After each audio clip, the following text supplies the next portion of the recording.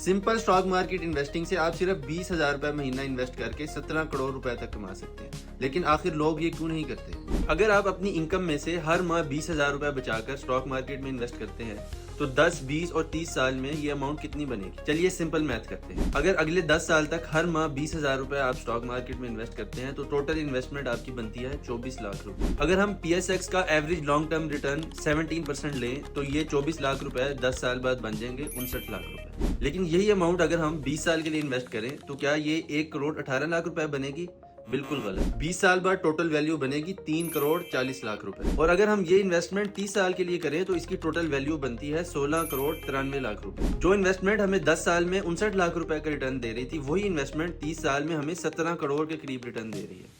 ये है कंपाउंडिंग और लॉन्ग टर्म इन्वेस्टिंग का मैजिक। लेकिन ज्यादातर लोग इस मैजिक को समझ ही नहीं पाते क्योंकि वो 1 या 2 साल इन्वेस्टमेंट करने के बाद इन्वेस्टमेंट करना ही छोड़ देते हैं, या फिर उनका ख्याल होता है कि बड़ा मुनाफा बनाने के लिए हमें एक बड़ी इन्वेस्टमेंट शुरू में ही करनी पड़ेगी। इन शॉर्ट, इन्वेस्टमेंट करते हुए हमें अपना फोकस 2 चीजों पर रखना चाहिए। नंबर 1 ये कि हमें कंसिस्टेंसी से इन्वेस्टमेंट करनी चाहिए और हर माह करनी चाहिए, चाहे 10,000 रुपया ही क्यों ना हो। नंबर 2 ये कि हमें अपना पूरा फोकस अपनी एक्टिव इनकम बढ़ाने पर होना चाहिए और उससे अपनी ज्यादा से ज्यादा बचत करके इन्वेस्टमेंट करनी चाहिए।